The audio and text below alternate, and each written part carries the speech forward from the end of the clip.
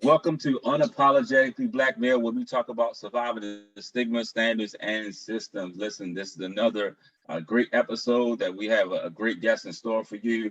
I want to thank my co-host in his absence, brother EJ Stewart.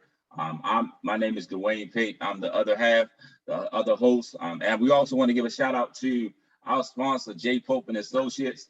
If you're in need of any individual, group counseling, family counseling, please make sure you reach out because she was the one that kind of gave us the fire to kind of push this out there and get the information so that we can share about other African American men and how they overcome success. We have a special guest today, Brother Jan Pinkney, and I'm just going to turn it over to him. He's going to give us a little bit about himself, and then we'll kind of get into the question segment of the show.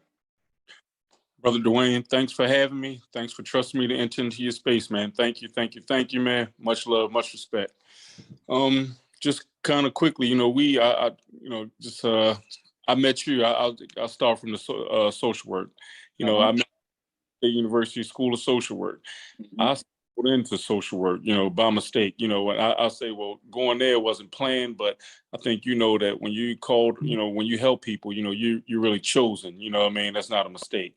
So I was chosen. I didn't take the path that I didn't choose it. It chose me, and I'm glad I listened to it and followed it. And so I think the universe orders our footsteps, and the universe always responds to our needs, and we mess up when we try to do the opposite. So absolutely, I followed that.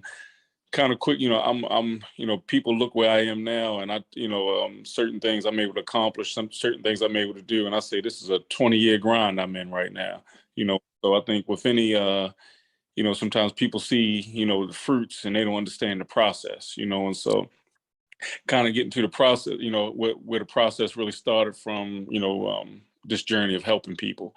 I was, I'm flawed, I'd had some, issue with the law. And, fortunately I was able to, get out of it and make some changes, and my godfather was he had been a social worker for 30 years. And he was in the process of opening up a foster care program for young men between the ages of 15 and 21. I didn't really have anything going on in direction. And he asked me, he said, well, do you want to, you want to come down here and work with me? I said, sure. I said, what else I got to do? I'm looking for some direction. So fast, he opens a place, and, he named it Sarah's house. He named it after his mother, Sarah Wooten. He said she did a great job of raising him and his siblings, so he wanted to honor her. And, this was his retirement. It encouraged me to go back to school. And I tell you something, strange, I'm with my children's mother at the time. She was a student at Coppin, and she was enrolling in school. And so I took her up there. And so I was I was up there with her. And so I said, while I'm up here, I might as well enroll in school. They told me, I asked them, they said, well, I went to Morgan. This was like 2003. I went to Morgan originally in 1994, 1995.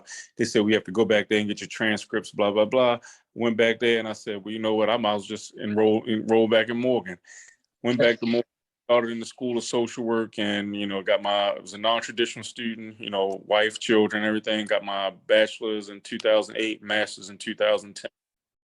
Since that time, served as program director for the foster care agency, Sarah's House, Inc., until 2017. And during that time, I was working on opening up my community-based program, Sarah's House Mental Health Services. Where we provide behavioral health services, psychiatric rehabilitation, outpatient mental health, and also we provide addictions counseling. And I've been doing that since 2016. I closed the foster care program, the residential program, in 2017, and here I am still grinding. We serve about 500 clients in Baltimore City and the surrounding counties, and that's where I am right now.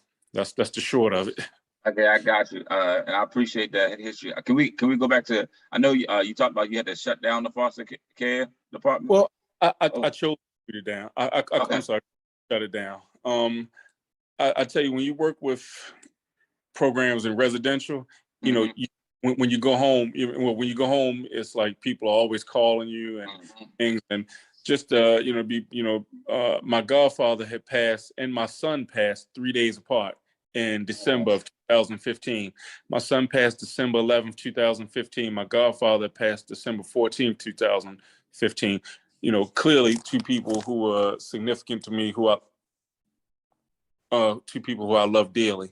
I had, I was already working on the community-based program.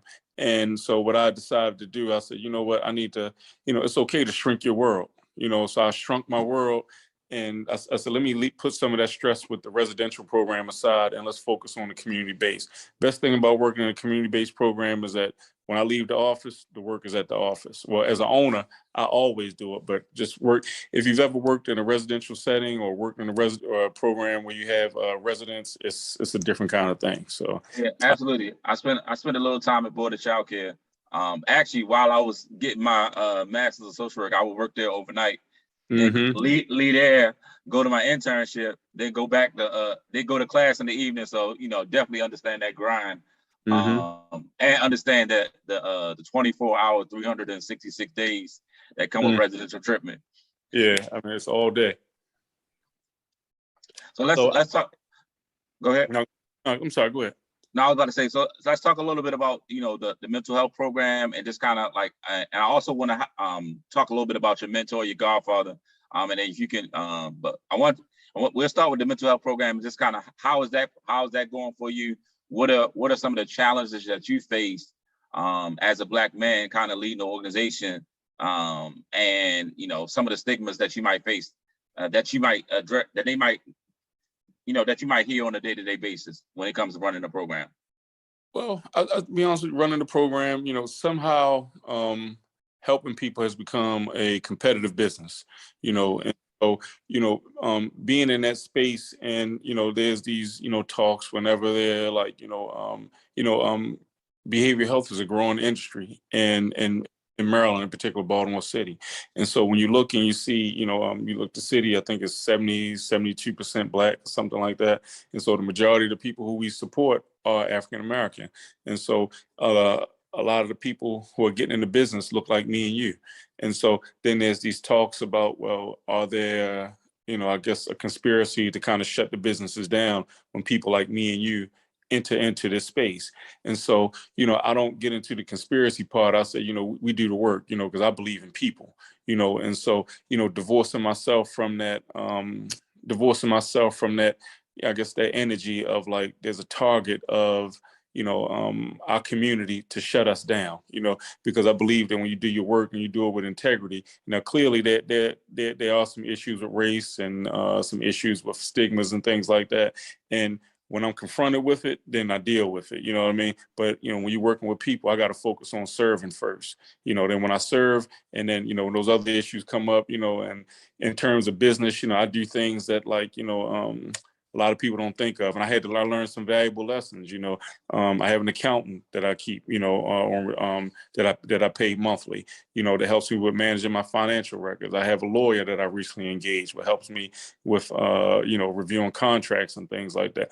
All those things that kind of help protect me, as a business owner, because I do understand that some of those stigmas and some of the things that can happen and things like that, like as a small business people, well, I said, you can't be mom and pop and big business at the same time, and so what I want to do is I want to make sure that, I'm protecting myself so that I can stay in business, because when you're working with people who are vulnerable, people who are fragile, one of the worst things you can do is jump in and out of their lives, because you contribute to those feelings of abandonment, those feelings of trauma, and so I mean, those experiences with trauma. And so what I want to do is I got to have, longevity and continuity of care, and so that's why I do things the way I do.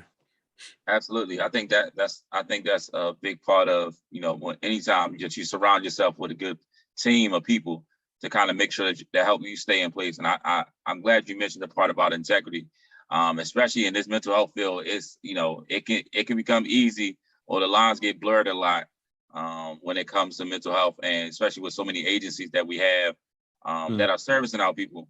We got to make sure that we maintain that integrity to continue to help them get to where they need to go at the end of the day. So what are some of the I know we want to talk a little bit about your mentor, your godfather, who it seems like he played a major role in kind of getting you into this field. So give us a little bit. Can you give us a little bit of some I guess, some enlightenment about the experiences that you had with him that kind of stand out for you? Oh man, I tell you, man, this we don't have enough time, and I first expressed, like first off, my love for him. You know what I mean? Thing I do for is in the spirit of the things he taught me. Not just in I was fortunate to have somebody mentor me in business that loved me. If that makes sense. You know what I mean? And and one of the things he taught me is that he would always say, like, every decision I make. Well, we were talking about himself. Every decision, every decision I make is for the business, because if the business don't thrive, then this don't work. You know what I mean? Taught me that, and that's just as, like, just everything he did, just for people. You know what I mean? It's just, he started with love. He said, I'm gonna start with love, and if you mess that up, that's on you. He said, I ain't never gonna stop loving people, but there's some people I may have to change, rework my relationship with. But he believed in starting with love, believed in treating people right, and doing things. He was just being righteous and just in the light. And so but all of those good things that I'm talking about, feeling, he also was a brilliant social worker. He understood, service delivery, working with, working with young people, in particular young men. Understanding that, like, some of those negative stigmas and things that come along with that. And so he was like, he wasn't going to allow, well, he didn't want to contribute to that, and so he wanted to create spaces to care, nurture, and create, you know, create an environment where when they go out into the world, we're not really releasing them from foster. We weren't really, just releasing them out into foster care. They were ready to be positive contributors to society. So I just learned that from him, and he's just and also like he opened up that space not just to have uh foster care program for young people to stay. He also wanted to have jobs, create jobs for people in the community. And so that was two things he was juggling with that, so I just learned that, so, in his spirit, in that model, I do the same thing. A lot of people I employ live in Baltimore City. A good portion of the clients I serve live in Baltimore City, and so, like, once again, just in his spirit and that model, that's what I follow that. Awesome. Awesome. Now, I know you said he passed within 3 days of your son. Can you talk a little bit about that and how you were able to kind of manage through that? Because I can imagine that was a rough season for you. So what kind of help you in that process? Well, it's funny. I just the anniversary just passed maybe last week, and I really don't acknowledge those days whatsoever in terms of, I don't celebrate. I don't, some people go on social media today and all that. I say, man, I just let it go. I celebrate their life. I don't want to celebrate their death. But one of the, like, my son passed, it was sudden. I was not expecting that. When I called people to let them know, as a friend of mine, and he's, we still talk about it sometimes. And I called him up, I was crying, and he was saying, my godfather's name was Ronnie Wooten. I called him up and I was crying. It was December 11th.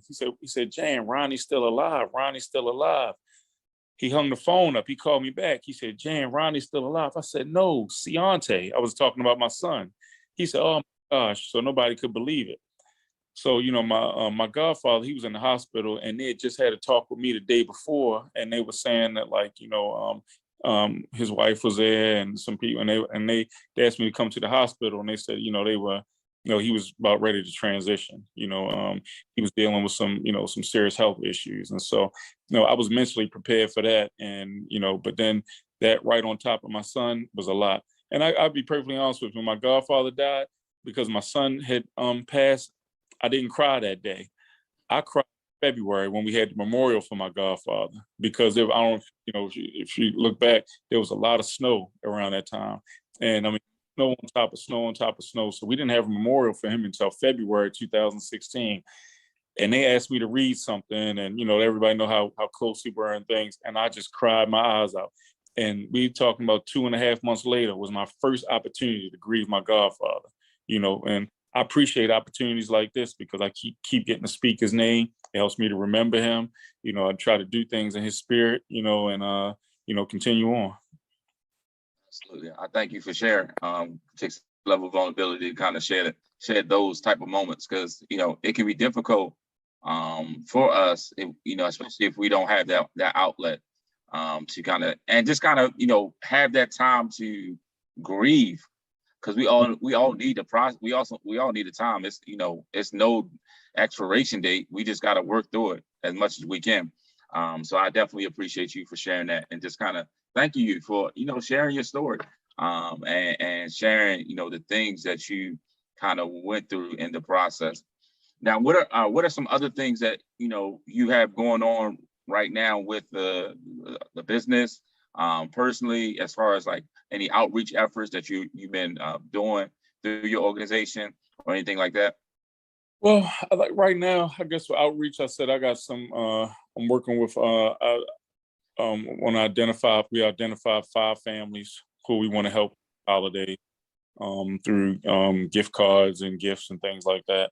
I have, all during the year, it's interesting, like, with Christmas, my children, well, my oldest son has passed, and my youngest son now, he's 22.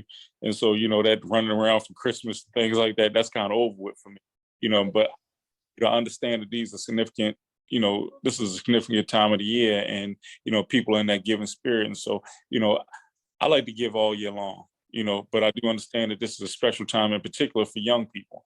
And so I like that if I can help some young people make this a memorable Christmas for them, then, what I can, things I can do, whatever I can do, I will do. I understand that my some limits and boundaries I have with that. And, I wish I could, solve all the problems in the world, in terms of helping people. And we talk about health and happiness and things like that, but I can't. I can just control my little corner of the world and do the best I can. I actually had an event planned for December 29th, but with the rise in numbers in COVID, I think I'm going to pause until spring break, maybe sometime in April. I'm going to do that because of, I've done it before. There's a, skating ring in Baltimore, Shake and Bake. And Yeah. what 3 events there before. And I say, I believe in, like, just where I've had like between 200 and 300 individuals come in. And I just say, you know what, like, I target young people, target kids and their families.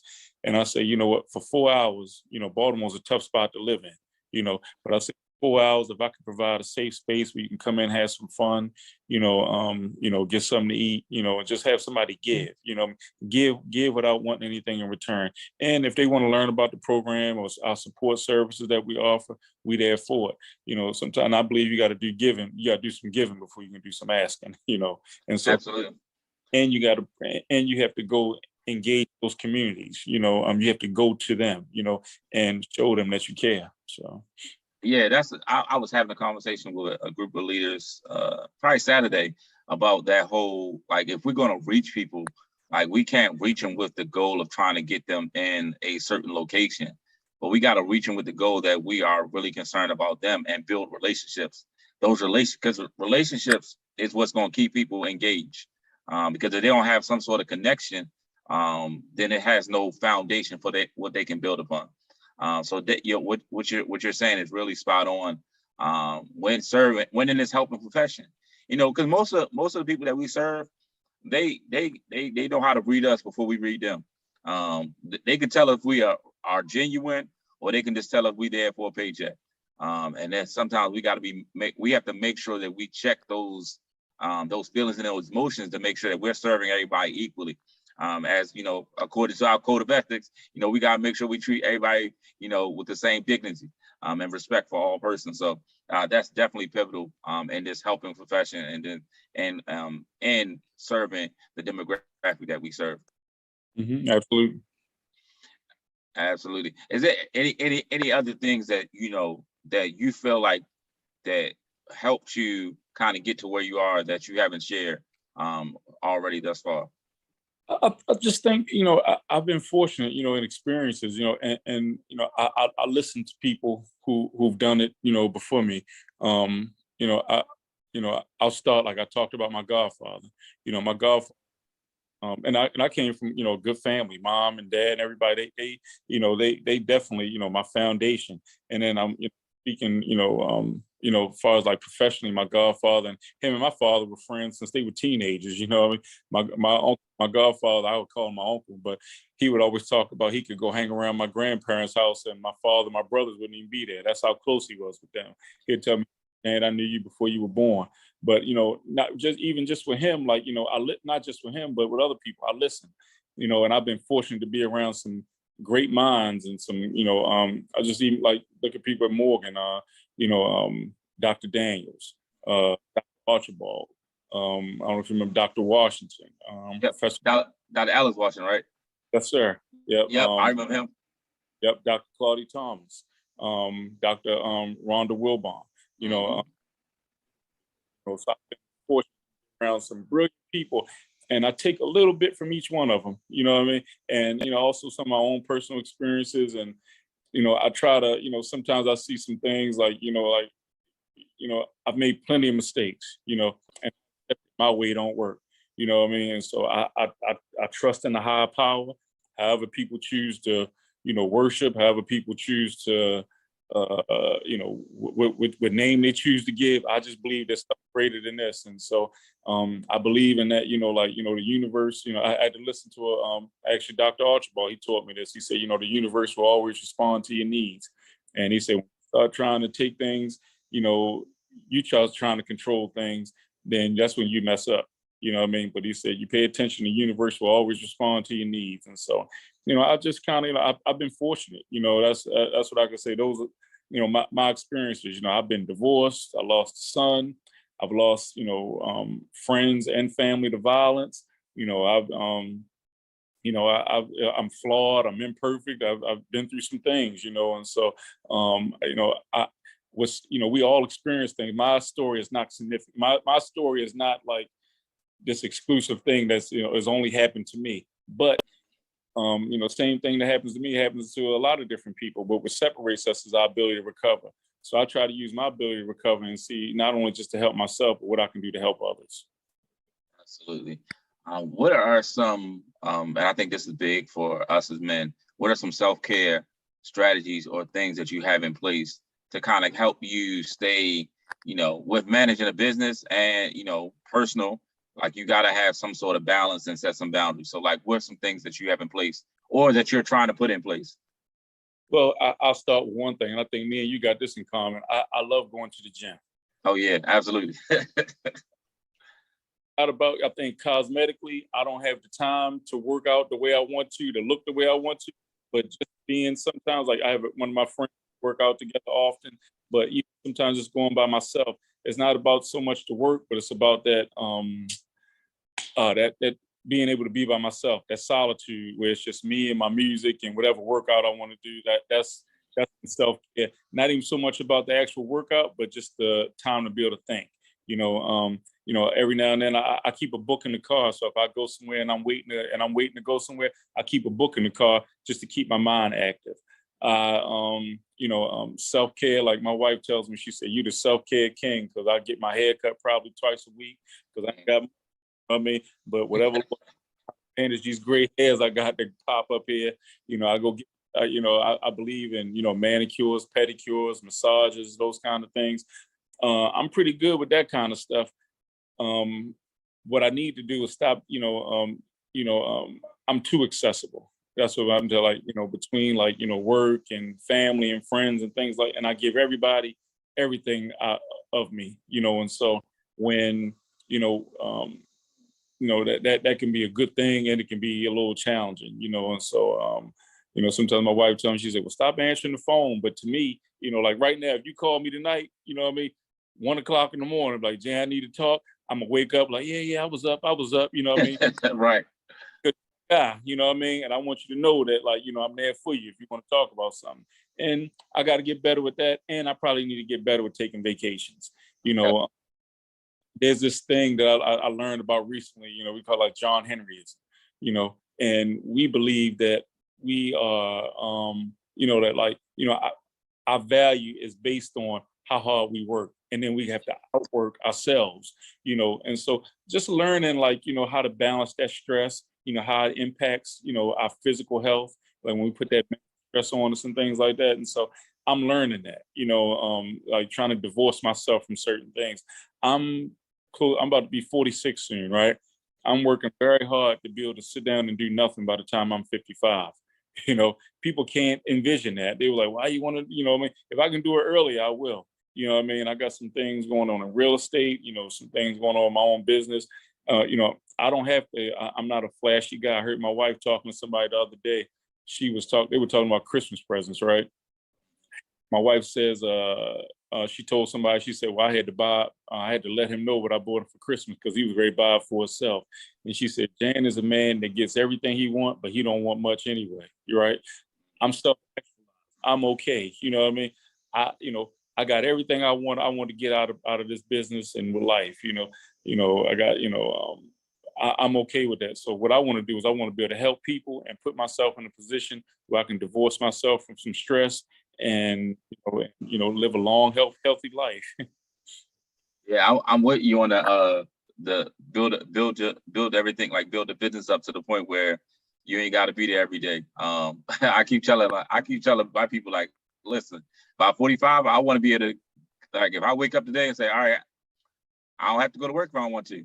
It's all about having those options. So yeah, I'm definitely with you on that, and just kind of that self-actualization, just kind of putting things out there, like writing it down, and creating that vision that I want for myself, and for my family, because what that does is just kind of give me time to pour back into my family, that I might not have as well. So definitely want to appreciate you. I'm thankful that you do have some self-care, and you do it pretty regularly. So, I applaud you for that. I do those things because if I didn't, what it does is it gives me an opportunity to sit down and allow somebody to take care of me. That I had to find what I liked, and to be honest with you, like I said, I'm about to be 46. I'm still trying to find what I like. I'm still learning. I've said it a few times, and I'm a flawed individual. So I'm still finding out what I like, and what I want to do, and what I because I've experienced losses. My son, my godfather, my mother passed away in this past July. I, you know, you know, I'm in touch with my own mortality. I understand what it is, and so I want to be able to be, what can I do to kind of extend this life and get the most out of this shell that I've been granted, and like while I'm trying to govern this shell, I'm also doing some things for my spirit, I don't want to poison that part of it of myself either. So that's why the work I do, working with people and trying to, it's so important to me. But I also got to remember to take care of myself, because if I don't take care of myself, then I can't help nobody else. Absolutely. That's one of the most important lessons that I'm learning. That you got to invest in yourself. Because if you don't, nobody else will, and you'll just kind of be standing there empty after pouring out for everybody else. So that's definitely a lesson that I'll take from this, and just kind of something that I'll continue to work on. So thank you for that. I appreciate it. So I usually like to, if there's a young man, a man who's between the ages of 18 and 45, who's really listening to this podcast and they're trying to figure out life, what are like a couple, some quick things that you would kind of encourage them to do in this moment if they're listening to it right now? Well, understand it's going to be a process. Mm-hmm. Sometimes when they see people of affluence or see people that have arrived, understand, like, it took a while, to get there, and so when people come to me, I can't tell you the easy way because I didn't take the easy way. I honestly don't. But what I can do is I can tell you what it looks like. I can give you some guidance through that, and some things that I fumble through. Maybe I can help you, skip some mistakes or manage your way through some of those steps. But I can't tell you I can't tell you the easy way. So prepare yourself for the process. Other thing I can tell you, bet on yourself. If you bet on yourself, you never lose. You know what I mean? And that's and I just believe in that. So, just invest, be prepared for the process and bet on yourself. Those are the two things that I can always think of. Absolutely. Absolutely. So once again, I want to thank you for joining me on this podcast. Thank you for sharing your story. Thank you for sharing about your business and all the great efforts that you have going on out there. I truly appreciate you taking time out of your schedule to be on this podcast and just kind of share your story. If anybody wanted to get in contact with you and your agency, what's the best way to do that? They can email. We have a website, Sarah's House, SARAHS, M as in Michael, H as in Harry, S as in Sam.com, Sarah's House, MHS.com. You can send a message through the website. You can email me directly, info@Sarah's House, MHS.com. Those are the best ways. Let them know. Let me know that you saw me on the podcast, and I reach out. And I tell you, anybody that says they were referred or they was directed, or you the go between, the kind of respect and admiration I have for you, that's going to be easy. And I did this, and people need to know is that we got equity in this. It's not because I just want to sit around and talk and do a podcast. You're a great guy, great human being, and I love the work that you're doing and you continue to do. And not just when people are looking, but when they're not looking. And so because the kind of respect I got for you, this is the kind of thing where we don't see each other every day, don't talk to each other often, but I just got that kind of feeling and trust and respect in you and for you, and big love, much respect all day, every day. Appreciate that. Thank you so much for that. And I want to thank you all for joining us for this podcast of Unapologetically Black Male, where we talk about surviving the stigma, standards, and systems. Make sure you follow us on all social media outlets, subscribe to our YouTube channel. So make sure that you continue to get this content, this information, that we're, out here to celebrate African-American men and their success stories and hear their stories and how they manage everything that they have going on. So once again, thank you again for joining us, and I look forward to seeing you next week. Y'all have a great day.